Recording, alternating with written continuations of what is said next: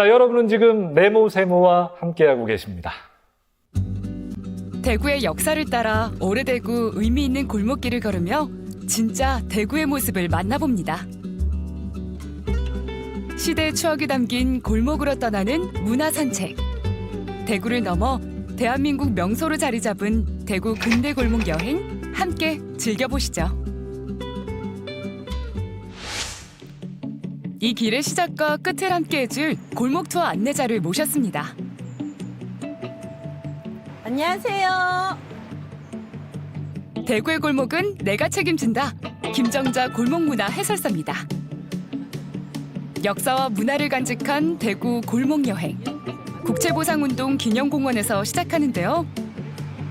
우리나라 독립운동의 역사를 이야기할 때 빼놓을 수 없는 대목이죠.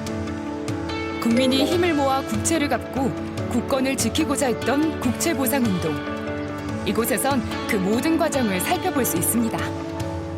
자, 여기는 국채보상운동 기념공원입니다. 국채보상운동 기념공원은 1907년 2월 21일 대구 시민들이 시작했던 나라빚 갚기 운동에 이게 대구 시대정신이 해당이 되는데 그 시대정신의 이름을 붙여서 국채보상운동 기념공원으로 만들어 놓은 도심의 시민들의 휴식처입니다. 국채보상운동의 자료를 한자리에 모아놓은 국채보상운동 기념관을 찾았습니다.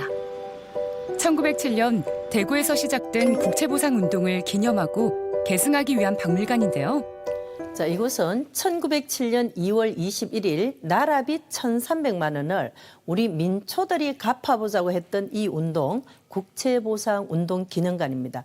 이 운동을 이렇게 전시를 해두었는데 지금 이분들이 뭘 하고 있느냐 하면 100년 전에 국채보상운동 의연금을 내는 장면입니다. 근데 이렇게 어린아이도 있고 남녀노소 누구나가 참여했던 우리나라 최초의 민족운동이라고 할 수 있는 게 바로 이거 국채보상운동 기념관입니다. 민중들이 중심에 서서 운동을 이끌어갔다는 데에 큰 감동이 밀려옵니다. 1,300만 원이 얼마나 큰 돈이었냐 하면 1년 예산이 그 당시에 1,318만 원이었어요. 1년 예산에 버금가는 이런 막대한 빚을 어떻게 하면 갚을 수 있을까? 그때 대구에 계셨던 서상돈이라는 분은 담배를 끊어서 갚아보자 했던 겁니다. 그래서 이게 최초의 금연운동이기도 한데 이런 식으로 해서 전부 다 남녀노소 누구나가 참여했던 운동이 있었습니다.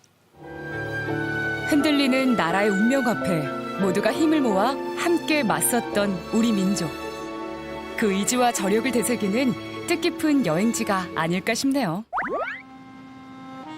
골목을 거닐다 보니 단층의 팔적 지붕 건물이 눈에 띕니다. 일제강점기에 세워진 사찰로 일본의 건축 형식이 고스란히 남아있는 관음사인데요.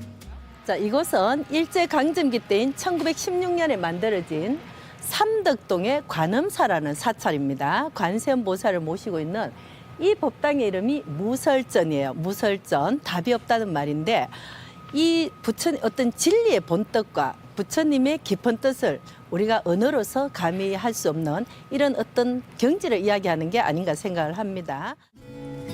당시 대구에 들어와 있던 일본인들을 위해 세운 사찰로 원래 이름은 산림사였는데요.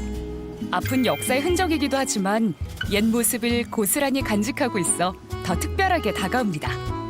이 길을 지날 때 꼭 한번 둘러보시면 좋겠네요. 새벽 일찍 5시부터 밤늦게 8시까지는 문을 열고 있어요. 그래서 지나가는 사람들에게 혹시나 내 마음의 안식처가 될 수 있는 일제강점기 때 단청을 하지 않은 굉장히 소박한 절이 도심 중심에 자리 잡고 있는 관음사입니다. 이번엔 최근 개관한 대구 형무소 역사관으로 향했습니다. 감옥의 형체는 온데간데 없이 사라졌지만 붉은 벽돌로 감옥의 벽을 재현했는데요. 벽돌에는 이곳에서 청춘을 잃은 항일 독립투사들의 이름이 새겨져 있습니다. 형무소 역사관이라고 해서 일제시대 때 독립운동에 순국하신 216분을 기리기 위해서 역사관이 개관을 하게 됐습니다. 대구 형무소는 서울 서대문, 평양 형무소와 함께 3대 감옥으로 악명이 높았던 곳인데요. 영남권은 물론 전라도와 충청도, 제주도까지 한강 이남의 독립투사들이 전부 수감될 정도로 규모가 컸다고 합니다. 일제가 전국에 16개의 감옥을 만들게 됩니다. 그런데 그 중에서 가장 컸던 게 평양 감옥, 그리고 서대문 감옥, 그리고 대구 감옥. 그래서 대구 감옥은 한강 이남의 가장 큰 규모를 가진 감옥 중에 하나였습니다. 그래서 1908년에 대구 감옥으로 개관을 했다가 여기 삼덕동 지점은 1910년 이제 정식으로 개관을 하게 되고요. 그리고 저희가 많이 알고 있는 대구 형무소라는 이름은 1923년, 그리고 1961년에는 이름이 대구 교도소로 바뀌게 됩니다. 저항 시인 이육사 선생을 비롯한 수많은 독립운동가들이 투옥돼 순국한 이곳. 비록 형무소의 흔적은 사라졌지만 그들의 숭고한 정신은 길이 남을 겁니다. 이번엔 옛 화랑들과 현대적인 갤러리가 어우러진 대구의 인사동 봉산 문화거리를 찾았는데요. 왠지 어디선가 묵향이 느껴지는 이런 거리기도 한데요. 1991년부터 조성된 이 거리는 인도와 차도의 구분이 없이 편안하게 문화적인 요소를 감상할 수 있는 곳이기도 합니다. 자, 이곳에는 봉산문화회관이 있어서 상설적으로 여러분들이 뮤지컬이나 오페라라든지 공연, 연극도 볼 수가 있고, 그리고 언제든지 또 전시 공간이 마련되어 있습니다.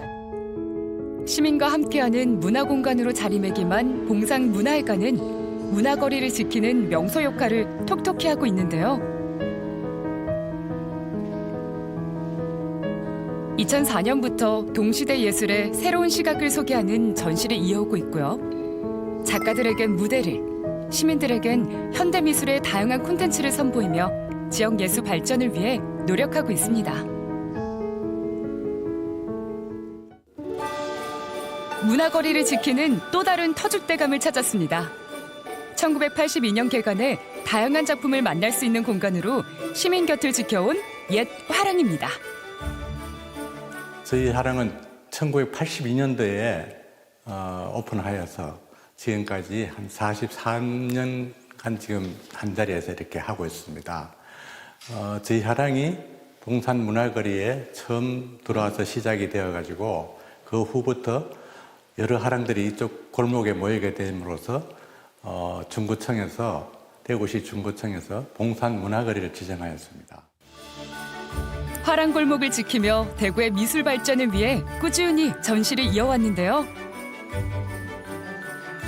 특히 지역 작가들의 전시 비중을 높여 유명 작가를 배출한 대구 미술사의 산 증인이기도 합니다. 앞으로도 봉산문화거리를 대표해서 다양한 작품을 소개해 주시길 바랄게요. 문화 생활을 지금 거의 무료로 할 수 있는 이 봉산문화거리밖에 없을 것입니다. 입장료 없죠. 또 각자 문화를 향유하는 분들의 짜투리 시간들을 찾아서 이 문화거리에 오시면은 1시간, 2시간은 충분히 시간을 보낼 수 있다고 생각합니다. 그래서 많은 분들이 봉산문화거리에 발걸음을 많이 해 주었으면 참으로 고맙겠습니다. 대구 골목 여행 두 번째 코스로 떠나볼까요? 안녕하세요. 저는 대구 중구 골목을 해설하고 있는 골목문화해설사 이영숙이라고 합니다. 이번 여정을 함께할 골목 투어 안내자 이영숙 선생님 반갑습니다. 이번엔 대구의 중심 향촌동 일대를 둘러볼 텐데요. 도심 속 공원이면서 조선시대 역사를 품은 경상 감영공원에서 시작합니다. 조선시대 경상도의 행정과 군사 등을 담당했던 경상 감영의 터를 공원으로 조성한 곳이죠. 곧바로 대구의 옛거리를 재현해 놓은 향촌 문화관을 찾았습니다. 향촌동은 조선 중기부터 1960년대까지 영남의 중심지이자 대구의 시내로 전성기를 누렸는데요. 여기는 1950년대 우리 대구의 모습을 생활하는 모습, 그리고 문화예술인들이 그 생활했던 모습들을 만날 수 있는 그런 공간입니다. 이곳에선 광복 전후 대구 중구 일대 분위기를 그대로 느낄 수 있고요. 대구 최고의 상가 지역으로 이름난 다방과 술집, 음악 감상실 같은 명소들이 몰려있던 그때 그 시절을 재현하고 있습니다. 또 향충동은 6.25 전쟁과 함께 피란문단이 생겨나면서 각지에서 모여든 문인들의 정서적인 고향이 되기도 했는데요. 연대별로 정리된 한국 문학의 대표적인 작가들 그리고 대표적인 작품들을 좀 엿볼 수 있는 그런 공간인 것 같습니다. 제가 평소에도 좀 문학을 사실 좀 좋아하는 편인데 그 책에서 느낄 수 있는 그런 정치를 좀 넘어서 실제 작품들을 그냥 좀 구경도 하고 좀 체계적으로 정리된 그런 자료들을 좀 볼 수 있어서 네, 거기서 느낄 수 있는 특별한 좀 정취가 따로 있는 것 같습니다. 지하 1층엔 우리나라 최초의 음악 감상실이 아직 운영 중입니다. 여기는 녹향음악실인데요. 여러분들의 마음의 양식을 가질 수 있는 곳입니다. 주로 이제 당시에는 학생들, 그러니까 전쟁 때는 음악가들, 문인들 뭐 이런 분들이 오셨고 그 전쟁 이후에는 또 대구에 남아있던 그 음악인들 또 음악을 전공하기 위한 사람들 또 뭐 문학을 하시는 분들 뭐 그런 분들이 주로 오셨죠. 젊은 작가들의 문화살롱이자 우리나라에서 가장 오래된 고전 음악 감상실을 옛 모습 그대로 재현해뒀는데요. 곳곳에서 느껴지는 그 시절의 흔적과 고전 음악을 함께 즐기며 느긋하게 추억을 곱씹을 수 있습니다. 옛날 학교 다닐 때부터 녹향에 이사하기 전부터 자주 찾던 곳이라요.